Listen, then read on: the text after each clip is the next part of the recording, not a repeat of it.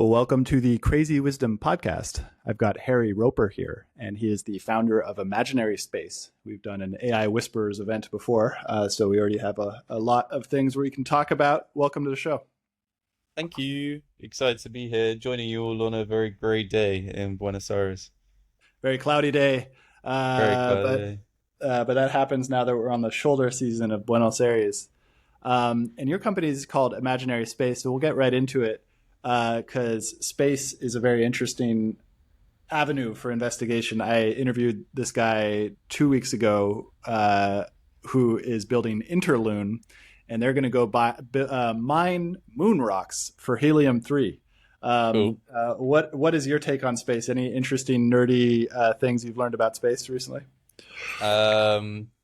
NASA just discovered an asteroid that's orbiting Jupiter or Saturn, one of those sort of further out planets. And it has a quintillion amount of gold, iron, and other minerals on it. Yeah, we gotta get out there and mine some shit, I guess. Like it's all out there. We don't need to It's destroy all out our there, planet. but if we were to,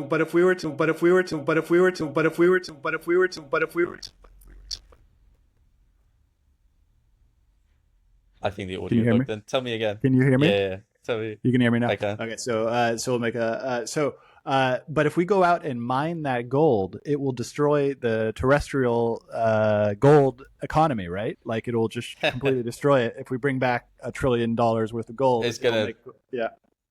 it'll mess us up.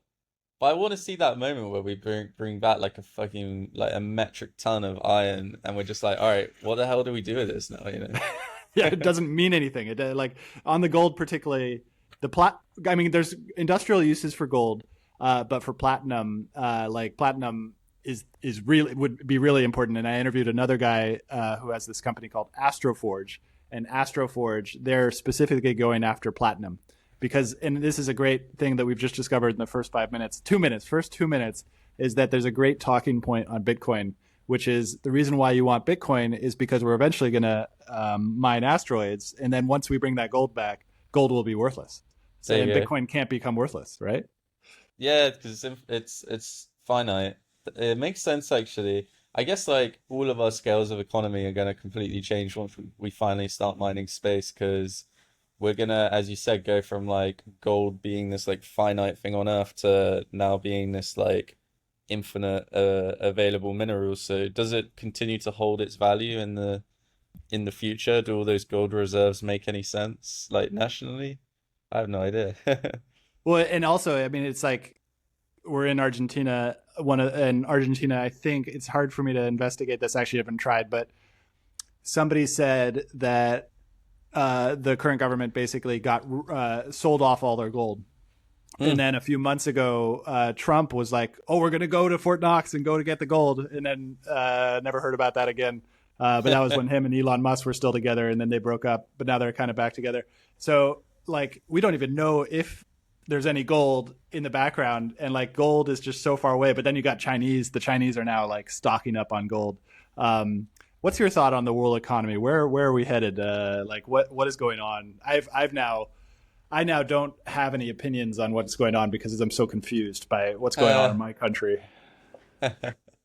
Yeah, I guess like I've slowly become an American over the last 3 years because all of my work, business, and everything is there. So I've been slowly learning more about like the geopolitical stance of Americans, which has been very interesting. I think that um, from my perspective, I think the most exciting thing that's happening right now in the world politically is that uh, America seems to be waking up to this idea that they should be producing everything at home in the States. We shouldn't be relying on other countries to import and utilize their goods, and we need to become like a self-sufficient country, right? And it's evident because with China, the ramp up that we've seen with them over the last few years has been absolutely insane. And at one point, I really did think they would become the new sort of global super economy, but then I learned so much about how much America's done in the past to make sure that that doesn't happen with other Oh, wait, countries, and yeah. they Please tell me more about what you found there. Well, it's just like they always want to be number one, right? So when the South, I think this talking to a friend the other day when Colombia was on the way up, or Argentina was on the way up, or any of these other South American countries, and sometimes a dictator might be put Yeah, in charge or something like yeah, that yeah. shouldn't have been in charge. But that's Latin America, and that definitely happened. And if there's any Argentines listening to it, like that full on definitely happened. Brazilians, same thing. Chile, same thing. Colombia, same thing. Mexico, I actually haven't looked too much in Mexico, but with the cartels and everything. But China seems really interesting because what you said is definitely accurate. The U.S. Pax Americana is looking out for its best interests, and I think we could have done it so much more gracefully than we did after the '90s because it was like basically the Soviet Union collapsed, and then the whole foreign administration or foreign policy for the U.S. was just like extract. No, Yeah. let's just like we won. Like now let's go. And so then China realized that. The best thing I learned about China recently is that they invited a bunch of VCs in 1997 to go pontificate on the internet, on all the early startups, on all these things that were happening from 1997 to 2000. So they invited them over. They gave them the fancy, meals, and you can talk about your startups and do all the things and everything like that. And then 2 years later, they implemented the Great Firewall. Uh, So they're like, and this is what they've done with everything. Very, very like over and over and over again, just taken all of the baselines of the supply chain, and they're very quiet about it. They don't make a big fuss about it. They just go in and they completely own all of the industrial age things. And now America just wakes up as they've been trying to, like, we've been extracting, but we've been extracting like in terms of ownership rights for minerals and the financial economy. So making sure our financial economy completely dominates, but then as a part of that, outsourcing everything else. And then China like basically came up with a strategy. It was like, okay, well, we'll just take everything else in terms of these basic things that you need to run an industrialized economy. And now we're there. Now we're there in this like strange mixture of like we're like both codependent in a way. What mm, do you think? I'm still trying to figure it out. I'm like, because U.S. owns the dollar, and that's really important. And China says they're getting off the dollar, and they're kind of getting off the dollar, but they're also getting onto gold, but they're not really getting off the dollar because it's impossible to get off the dollar, right? What do you think? I agree. I think that the economies are so intertangled. There's like a lot of work to untangle those two. And some would argue, do you want to do that? Because they both benefit each other sometimes in an industry. I like that China puts a lot of pressure on the US to like catch up, Mm. especially around like this whole like building aspect. I think we really did have a problem where like like large projects in the US were costing billions of dollars and taking like 20, 30, 40 years, and China came along and said like, hey, we're going to show you that we can build something in like a week, right? And I think it's again like around robotics as well. Like Chinese drone production at the moment is so much higher than anybody else in the world, and the US just doesn't really have a way to arm itself and counter that, you know. And it's been good to see like this sleepy giant be pushed around a little bit, and kind of being like, I feel like America's woken up almost because of China in some sense, in a good way. You always need a little bit of competitive edge if you're the number Yes. one in the world and there's nobody pushing you. Like, Yes. what are you Interesting. gonna do? And that's what happened basically is we got parts the I would say because the American foreign policy establishment was definitely not sleeping from 1990 until 2015. Mm, Maybe from like 2010 to 2015 they started to slip up a bit. But they were like very much. But in terms of the American culture and our American zeitgeist and American like who we are has definitely become quite corrupted, I would say. And I think you're right that like we are now waking up, but we've also sort of lost a huge amount of cultural understanding about what it means to actually compete. Like mm, Americans are in some ways very, very lazy. And it's hard because it's like we're talking about 300 million people here, so it's very difficult to say crazy generalizations like that. But I would say that like one of the things I like about being in Argentina is that the people are pretty hungry here. like they, because like literally they are hungry because Yep. 9% of the population is under poverty, and they recognize that that's not going to solve itself, basically. Whereas in the U.S., we can still get by on the dollar. You know, we're waking up. What do you think from an English perspective? Who's very embedded inside of America? What do you think? Um, yeah, like I've had the same vibe when I came to here. It was Yeah, like everybody's really hungry. Everybody wants to like get going. I then started working with companies in the Bay Area, and I got that like American drive or whatever people call it, like that American yeah. work ethic. And I was like, holy shit, there's actually people here who want to do something and like make a change, and they want to make money. My co-founder is from here, so like I Mm, always get the same vibe from him, which is that I don't really care too much about the money, but money is really important for him, and that's just because of the differences in the way that we've grown up. Money has always been something that he's had to really struggle for, or maybe not had. Whereas, like likewise in the UK, I'm very lucky where I grew up in a middle class family. Parents had stable jobs, they stayed together, so it was never really that thing of like, oh, we don't have any money for the month to eat, you know. Whereas like my mm, co-founder's been through that. I think there's a lot of scars. I also think there's a bit of like it causes a bit of like a mental problem, because whereas in the UK and the yes. US it's like anything's possible and you can do anything. Yeah, interesting.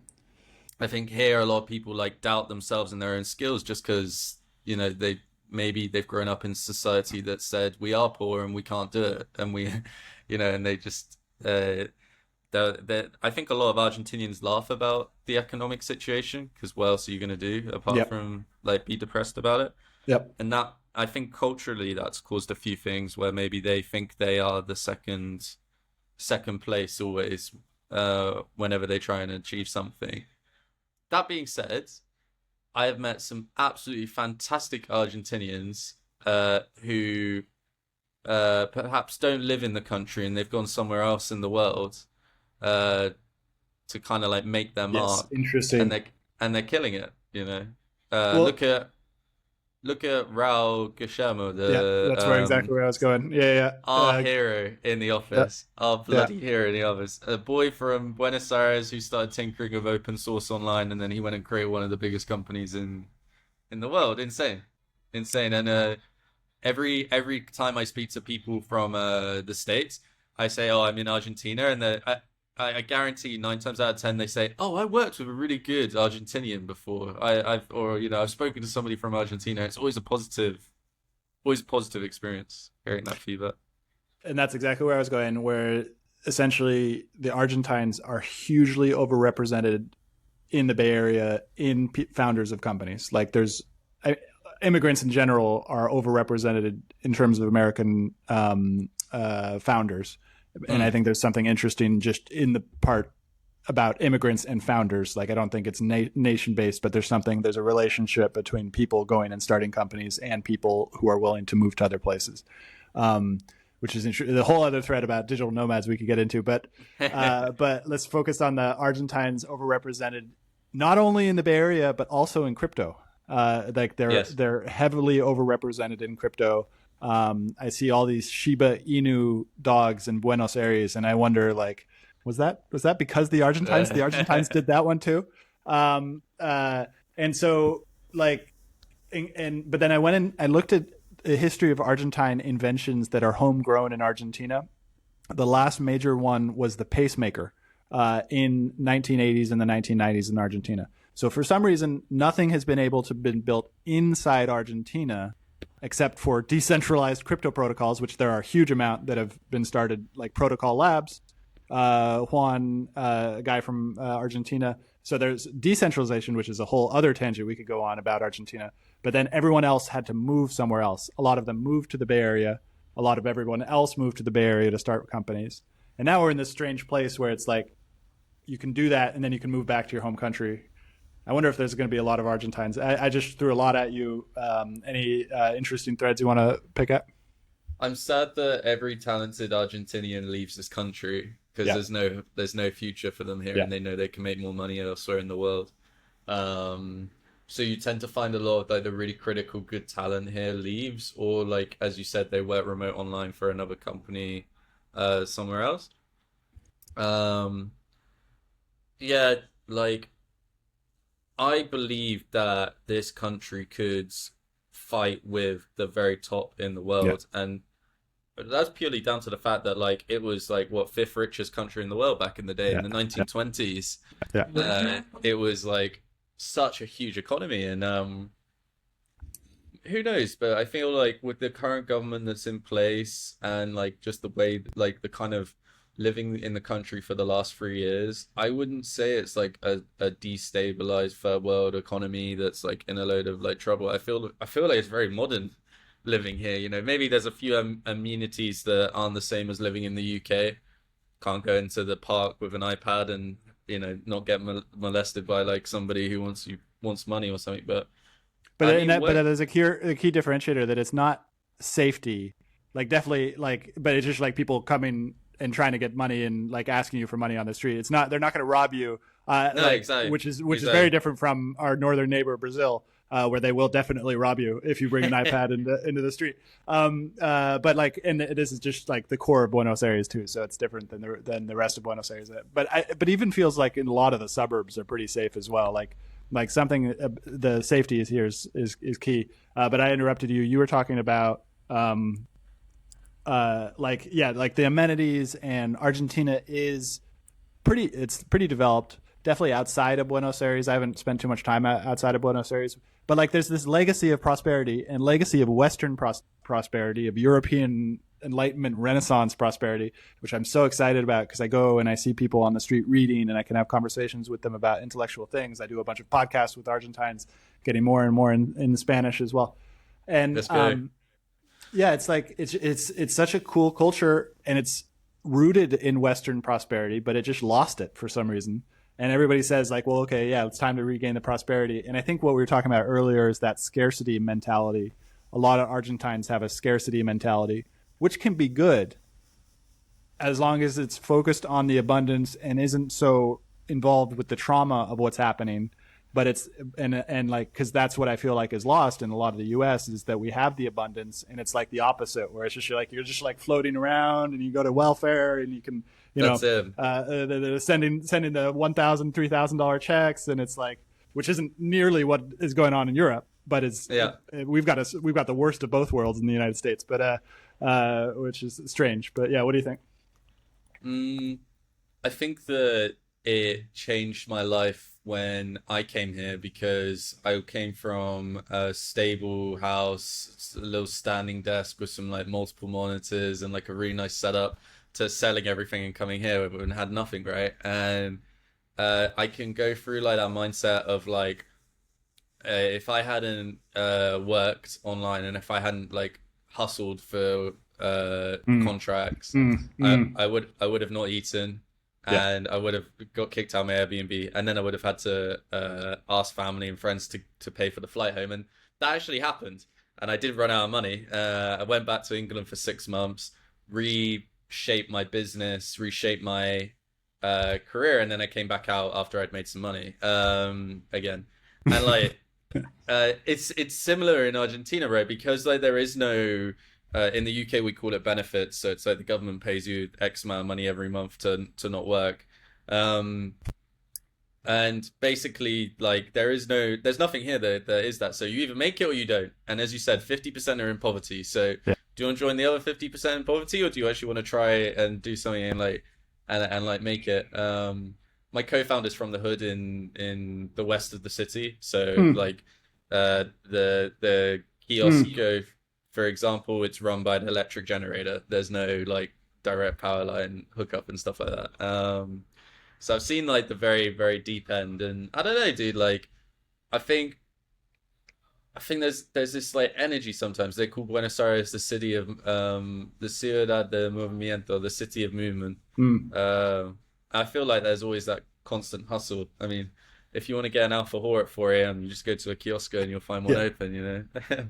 And that's the crazy thing. I always wanted to live in New York before I turned 40. And that ship has sailed. But I moved to Buenos Aires before I turned 40, and found everything I love about New York, except I wish I had done it in my 20s, because Argentina does not go to sleep. And now I go to sleep at like 8 or 9 p.m. But and I don't know how it happened here. Okay, so interesting. We could talk about entrepreneurship. Sounds like you have an interesting story there. There's well, no. Let's talk about AI. Let's talk about entrepreneurship in AI and how is it changing? What's your take on how the whole operations of business are changing now that we've got this thing that hallucinates a lot, but also is starting to do incredible things, and specifically in your sector, which is building software. Yeah. Um, I was thinking about this last night, actually. I don't think the world's ready for when all these droids and robots come online, quite honestly. And it's coming very, very soon. We just had Claude 4.5 drop 3 days ago. That has completely changed the way I think about agents again. And I'll tell you all now, in January, it was very different. Now it's even more different, and we haven't Yeah. even reached a year yet. Claude 4.5 is the most interesting one because it's the first stab at fine-tuning a model to be more better at agentic use cases. So they're Hmm. touting it as the model that can now run for 30 hours without interruption. It has better memory management. It has obviously better coding skills. Some people are touting it as being 2x better than the previous model in regards to coding. So I think we're going to very quickly see this ability to distribute droids online, Hmm. the true versions of robots, not these spammy versions where they just have a couple of set rules and they're following a few steps. No, we're Yeah. actually Interesting. gonna have actual droids and agents that can be the real robots online that we never had. Autonomously. Autonomously, Yeah. yeah, that's the best word for it. Yeah, and like if you think about it, I've seen already demos where like I've spun up 10,000 Python machines at once, right? Like Hmm. 10,000 10,000 what little type of little machines? that run Python. So Oh, like, okay. Yeah. but like Whoa. at scale with these droids, for example, if you have like 10,000 droids working on a problem, like, how is that going to change in terms of the dynamics of like what we're doing? And then even more interesting was I saw a guy on Twitter yesterday, and he was like, "I'm running now a Claude AI agent that's running arbitrage on crypto across 7 different exchanges, and it is just going and buying obviously cheaper in one exchange and then selling for more in another." But um, he was like, "It's real. This is happening right now." So you ask yourself, like, okay, if that guy can do it, like, where is the industry going? Like, I don't think any for me, any SaaS software is safe now. Like your moat is either AI or some sort of like unique workflow that's enabled by AI. But I think if it's a standard SaaS Hmm. software workflow, unless you have built something extremely complex, I think it's going to be repeatable and rebuildable. You know, uh, Hmm. we don't use aside from our task management software, we don't use any software now to track things. We just build our own because it takes five Hmm. five Internal seconds to software. do so. Yep. You're building internal software, and this is so interesting. I've been thinking a lot about this, about how that was normal in the 1980s and the 1990s and the 2000s. It was normal for a big company to build their own internal tools. Then SaaS happened, and all of a sudden Yep. you didn't need to build your own tools. You could just use them in the cloud. It's going to change everything we know. All the VCs are going to be very interesting to see who the VCs actually make it to the next round, with what we were talking Yep. about earlier about the low interest rates, valueless dollar basic entering this whole thing. Like, what's going to happen there? Um, yeah, because like on that point that you were saying, right? Like traditional software was so expensive to maintain, so expensive to build.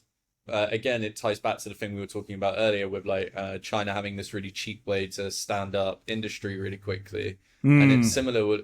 similar with software now. I think that we have this ability to stand up software really quickly.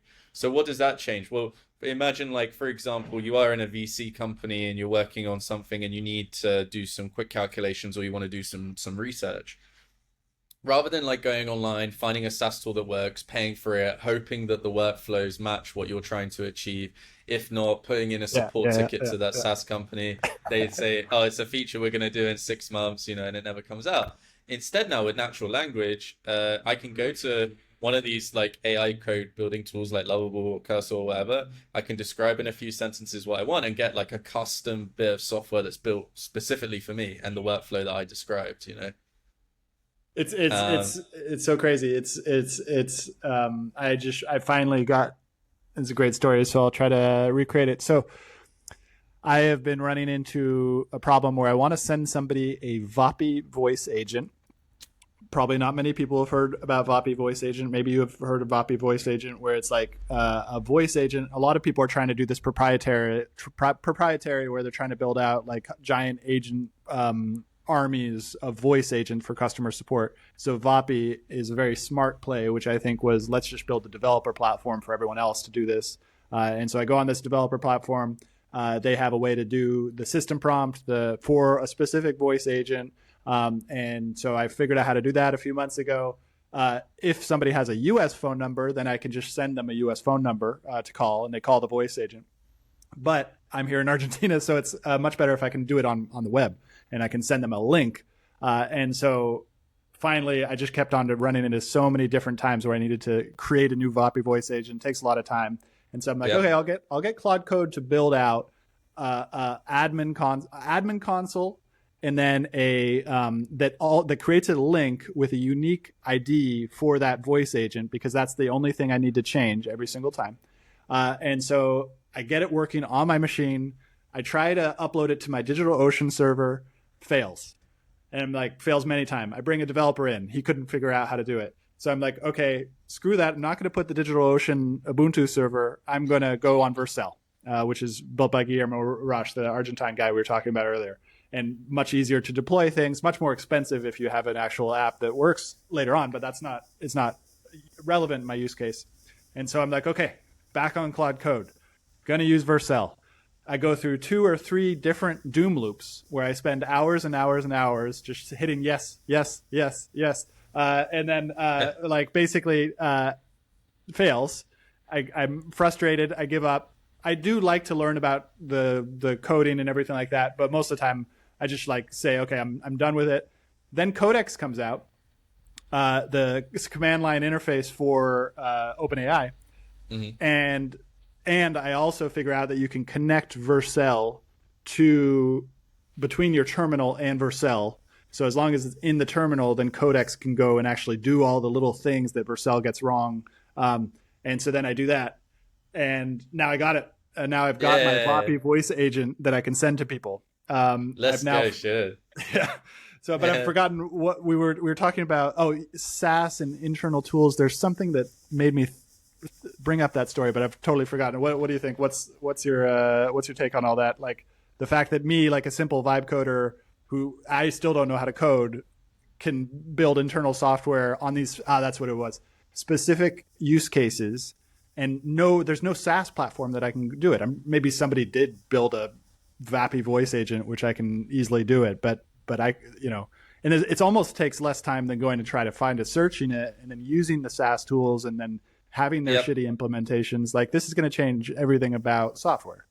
I remember stumbling across the open source project GPT Engineer in December 22, which was the precursor to Lovable. It was also before Cursor was a thing. It was before Claude Code was out, before Codex was out.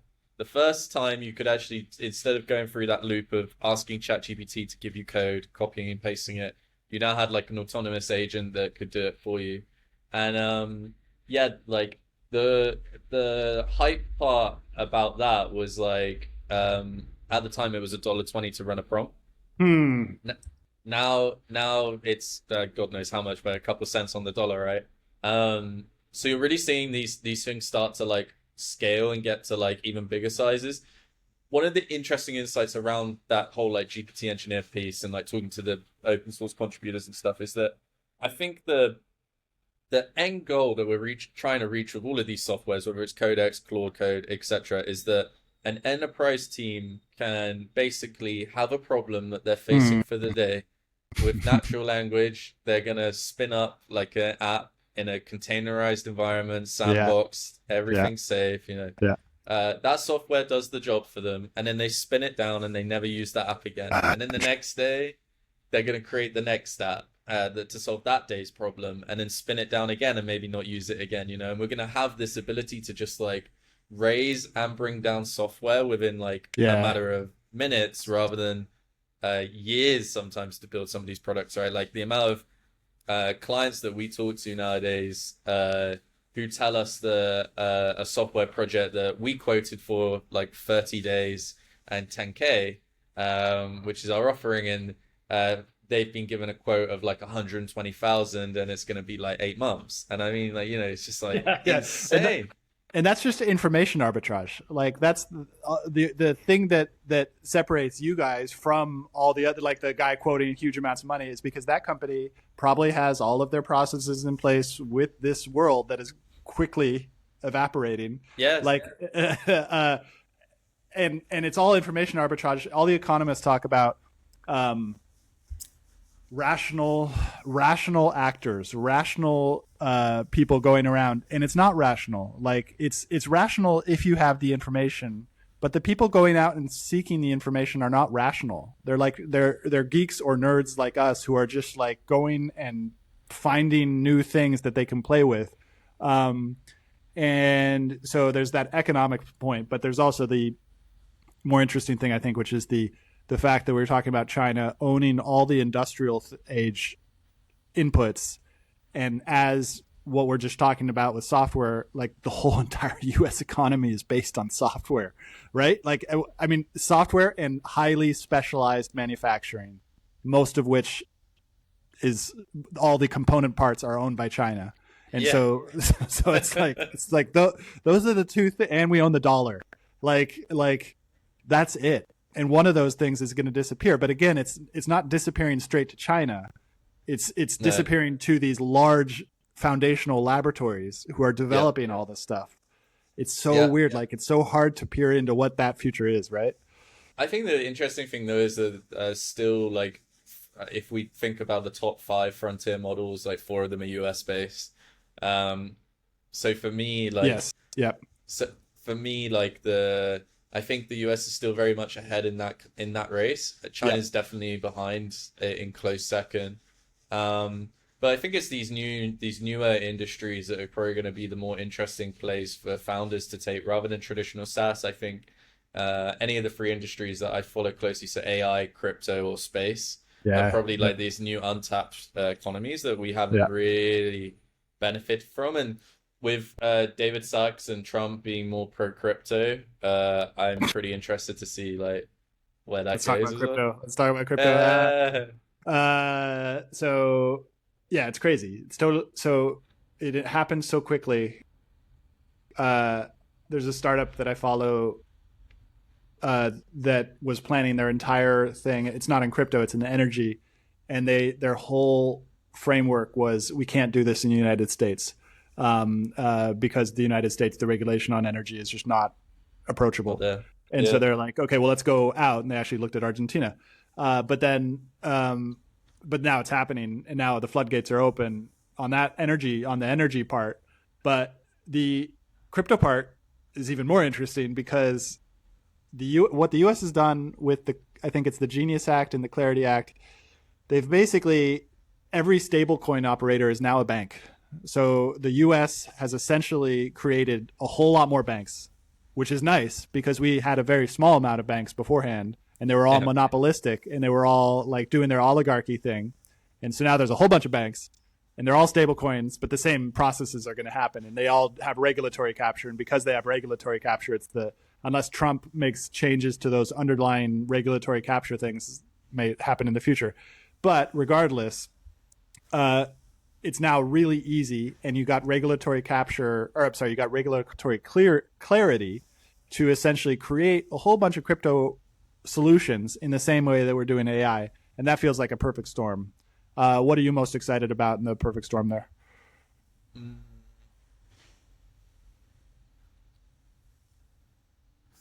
I'm excited about the use cases where you have uncorruptible judges, for example. So like if we look at like the AI and the crypto connection, I think that one day we could have a system that's on chain that's making a decision over whether I get a parking ticket or not.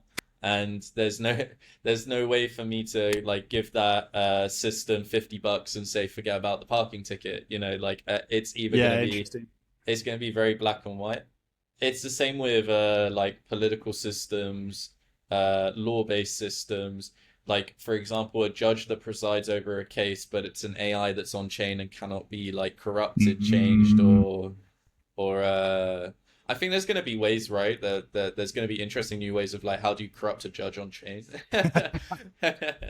um, and I saw some very interesting stuff around like, for example, military are pretty worried about how you can corrupt LLMs with a bunch by releasing a bunch of fake data online, and the LLM picks it up, yeah, brings it into interesting. its training, and then you have like a weaponized LLM.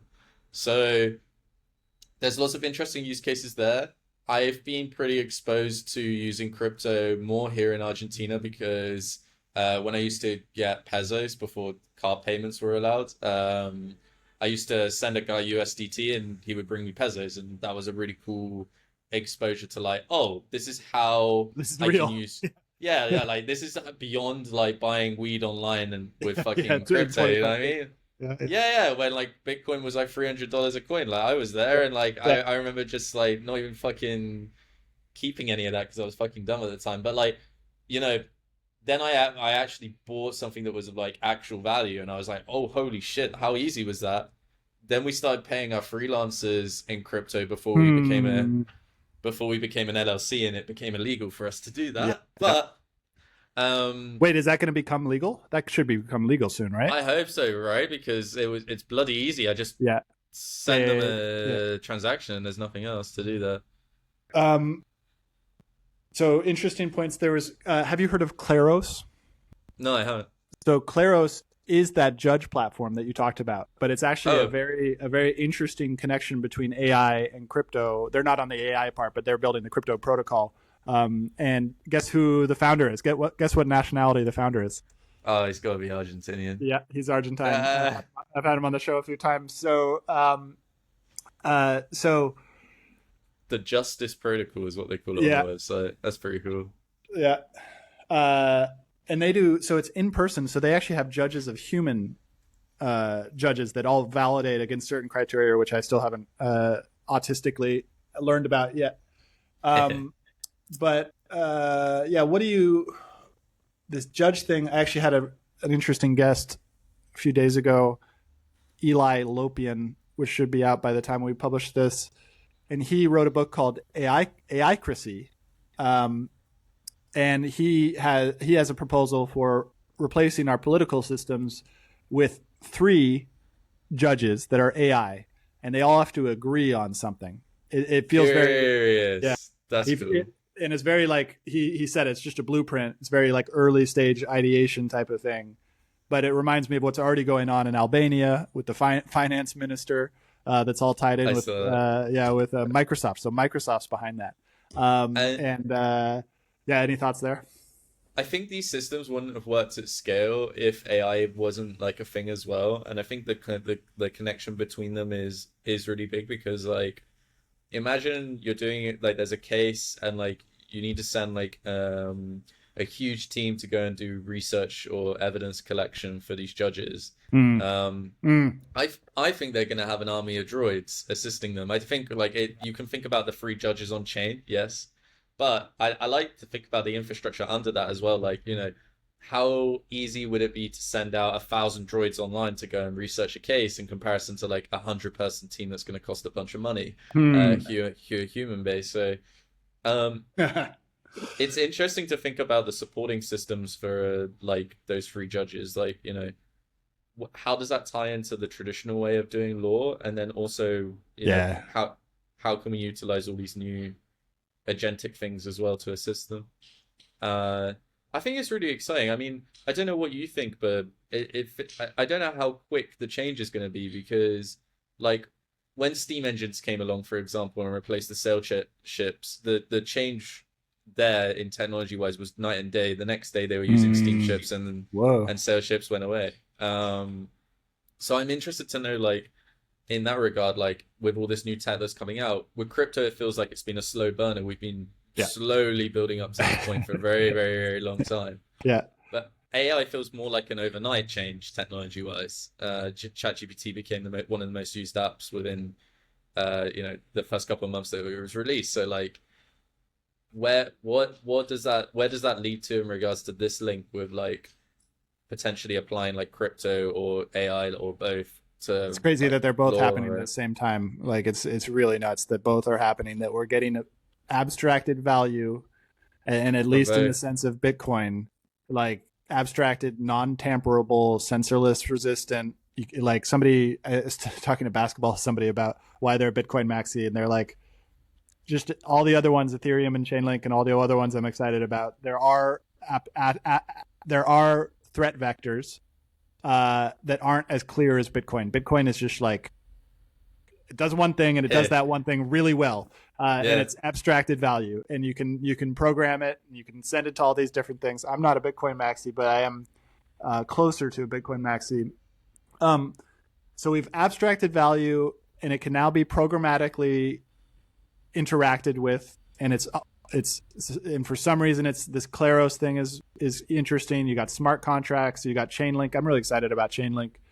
And Chainlink does a lot of interesting things that I think are going to basically make the protocols themselves.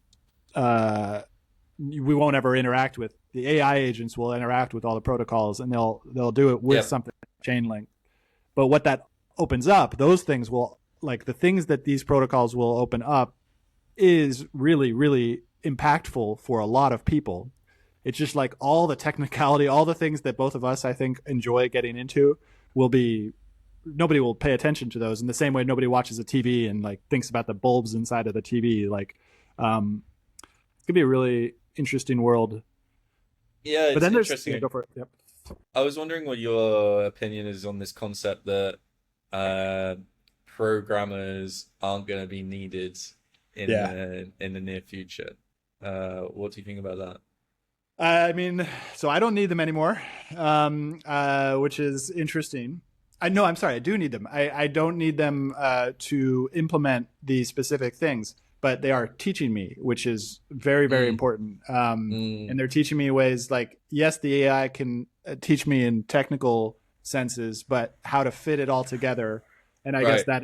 that is the thing. I think we talked about this in the AI Whispers, the architecture. It's like Yep. the programmers, it's just going to become a lot easier to architect things. It's definitely not easy, and as I've noticed when I get people into the vibe coding courses, like 80% of them are like, oh, that's really cool, I want to try that, and then they get in the coding course and they're like, no, I have no interest whatsoever in doing any of this stuff. Like this is all really abstract, it's really not relevant to me.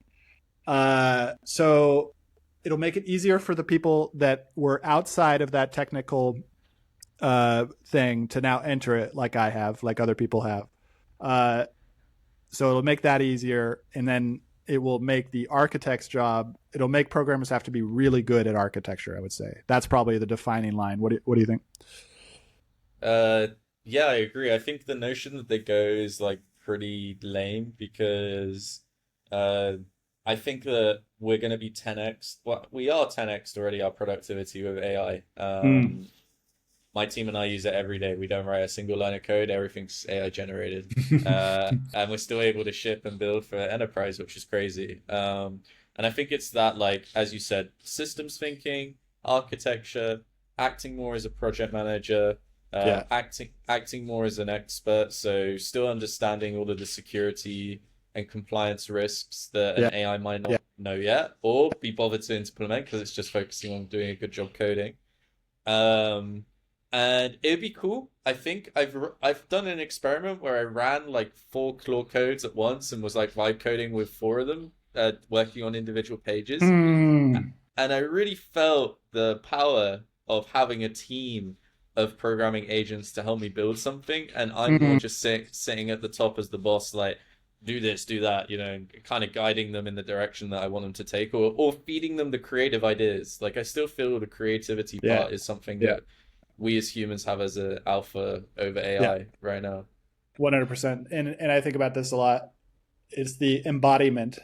Both of us are embodied inside of a body, but Mm, the word embodiment doesn't mean inside of a human body, because very soon we're going to have all of these agents that we were talking about inside of a robot body. Some important questions though on that question are: does the robot body actually entail the same type of embodiment that we as human biological bodies have in that mind. And I would argue not at all. Like very, very different. Then there's some Yes. other crazy things I can share later with a YouTube video with Michael Levin and Ian McGilchrist, where they are making things called xenobots and arthrobots.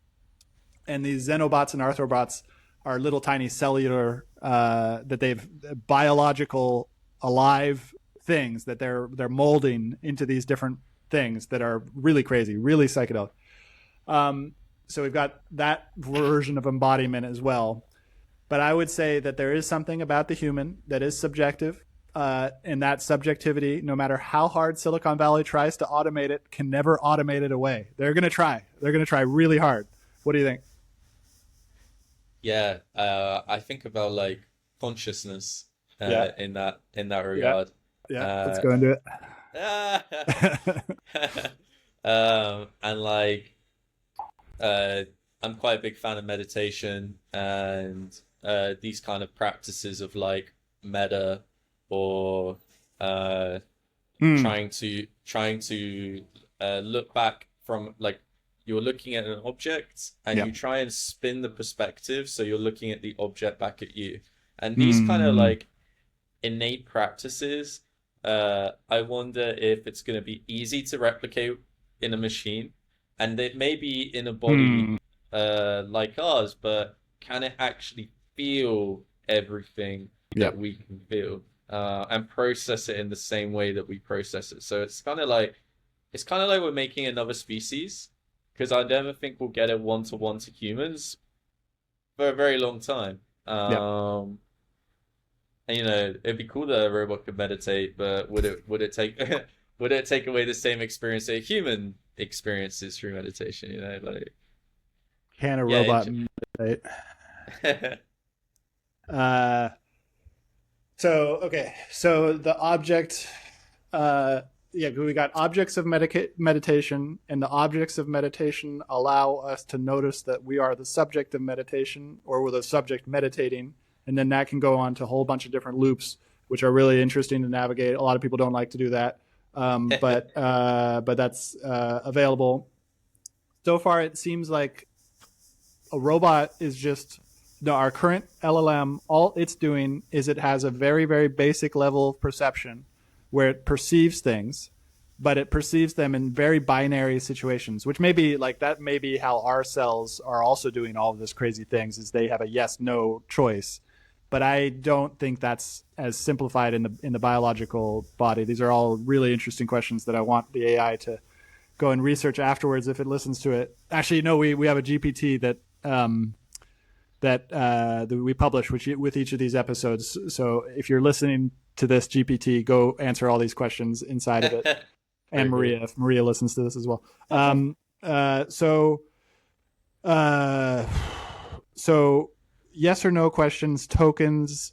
So it's doing all that stuff, but it feels like a very basic level of perception, and that we are, this is what I think Jan LeCun and Hinton and Sutton all say is that this LLM is just like one algorithm for many.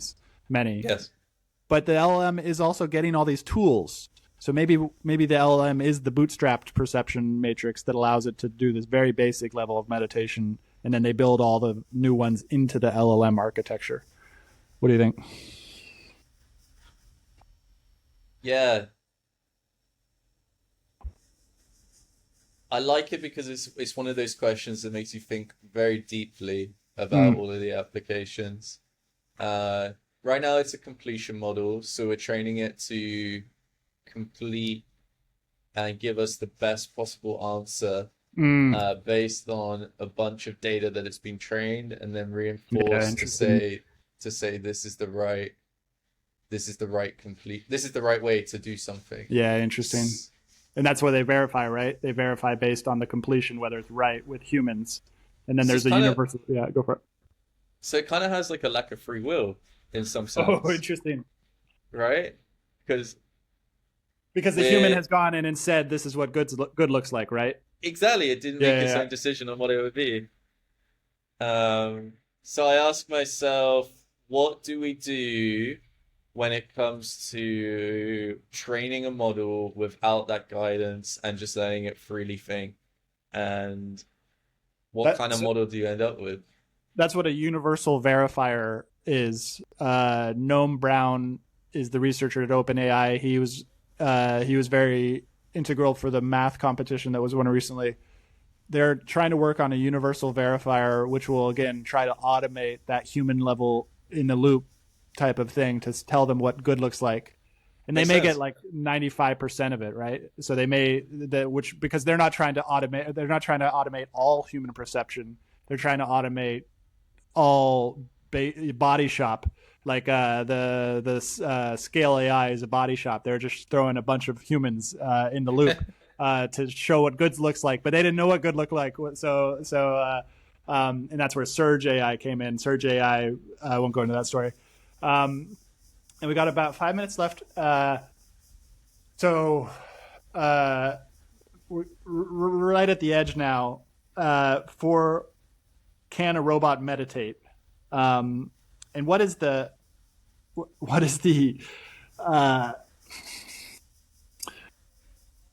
oh man. I guess like an Yep. action that would be interesting to see a robot take at some point would be the notion or idea of clearing of one's thoughts. So how could we get to a point where a robot could just like stop what it's doing, sit down, and it has no thoughts for a few Yeah, minutes? interesting. The Satori. How do we give a bot Satori? That's another good The one. ability, yeah, like the ability to sit. Um, and what would that look like? And would it even understand what's going on when it sits down and it stops thinking? Like, and there's no processes running through its brain. Uh, why is it doing it? It might ask itself, and like, yeah, there's all sorts of interesting things that could come from that because the cool perspective from all of this that I think of as a programmer is like I have access to all the logs. So every time these Oh, kind of things happen or these lines of thinking, I'd be interested to see like what does the completion model or the LLM like what was the thinking that outputting. it went through? Yeah, and like what kind of steps did it go through to get to that? Which you see a lot now with building these agentic systems and like the way that they approach problems and stuff, which is really cool. Hmm. Um, and Hmm. yeah, be cool to see like from a spiritual perspective, where an LLM would go in that case. Like, could an LLM become enlightened Yeah. in some way? You know, Yeah. like Interesting. And like, okay, well, we won't go into that because I want to ask. I got to go in like 4 minutes, but I'm trying to make more bets, or there's these prediction markets. So I want to create a prediction market. If we can come up with one in 4 minutes, that might be a kind of a crazy idea. Is there anything happening in the next month or two in the AI world, in the crypto world, in the space world, or any other world that you think is going to happen that we can make a bet out of? yeah, uh, software is going to be completely automated at a scale we are not even aware of. Hmm. And I think we're going to see some incredible gains there. 4.5 of Anthropic just came out, as I said. That is definitely something worth reading on and checking out, and all of the advances. And that's part of the puzzle that they're trying to solve this year. They kind of set it as their big mission for the year, which was how do we build like a fully autonomous assistant that's always on your computer, it's always running, and it's always Whoa. helping you do Whoa. stuff. You know, That's their goal. uh, that's their Okay, so goal. so I think I just came up with a bet we can make is this 30-hour software thing. How about one of us sends a 30-hour software complete thing and it does something? But the hardest part with making bets is that it needs to be like really specific. Uh, So so it's like giving a maybe giving like a droid a droid team an idea and they can spit out like a perfect piece of software. And it works end to okay, end, right? Like features, everything. You don't have to prompt it multiple yeah, steps or a anything like complete that. human out of the loop, a human out of the loop That's software it. product using the 30-hour thing. Okay, I'm Yeah. good.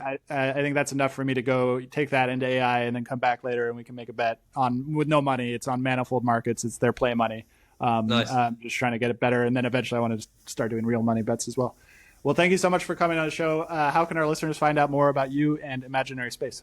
Yeah, Harry McKay Roper. If you check it out on YouTube, Twitter, or Instagram, I'm on all of those platforms. Happy to chat and answer any questions, so feel free to reach out.